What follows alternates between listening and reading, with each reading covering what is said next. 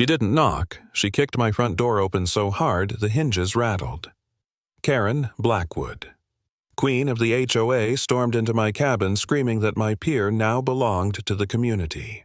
Her hands shook with rage, clipboard clutched like a weapon, and I remember thinking this woman isn't just here to argue, she's here to take everything my grandfather left me.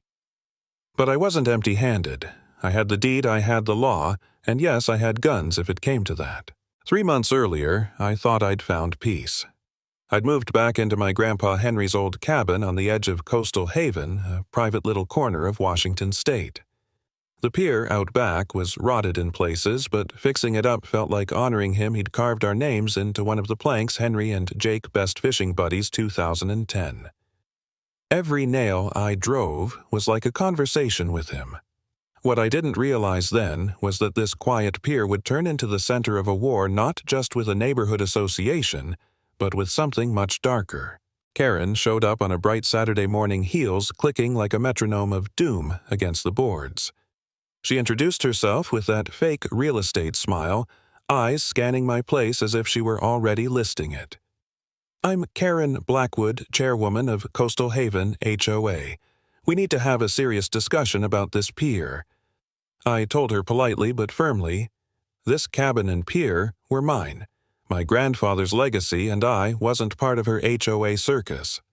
She laughed, then leaned close enough that I smelled perfume mixed with diesel.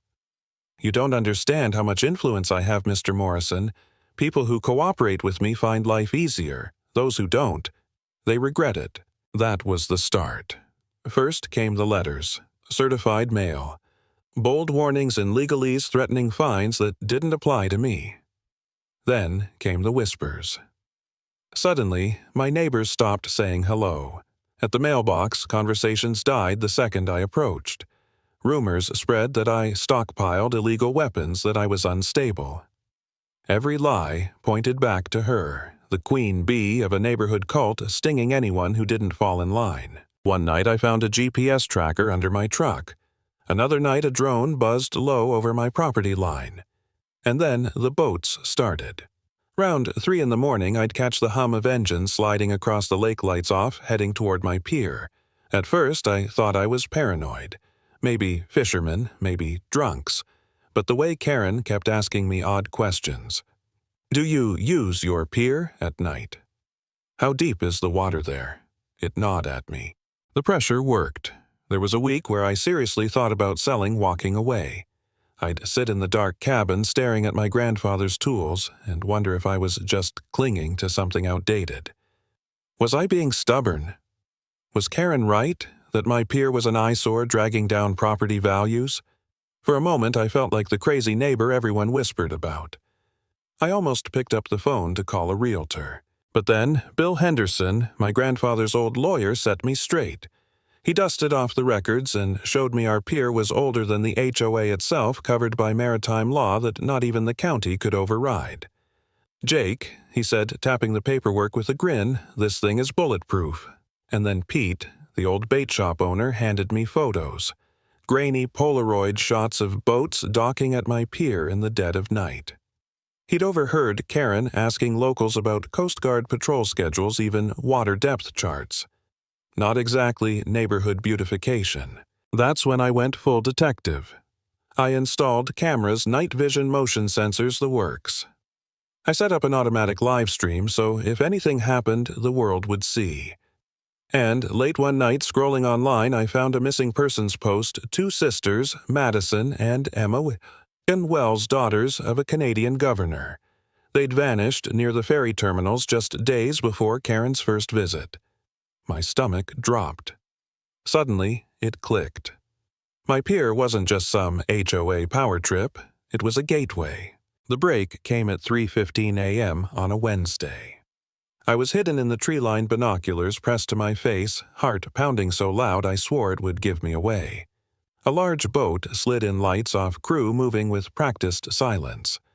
Karen's silhouette was unmistakable, hair perfect, even in the dark, barking orders, like she was running a corporate boardroom. They unloaded containers about the size of coffins and handled them with unusual care.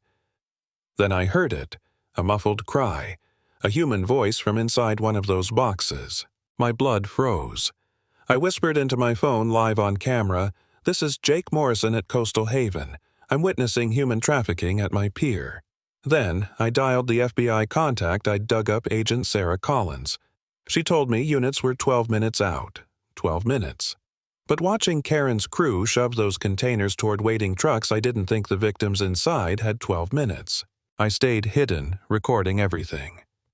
Karen's phone rang and I caught her hissing, "We had 5 packages at pickup. We better still have 5 at drop-off." Packages. That word slipping out of her mouth so casually turned my stomach.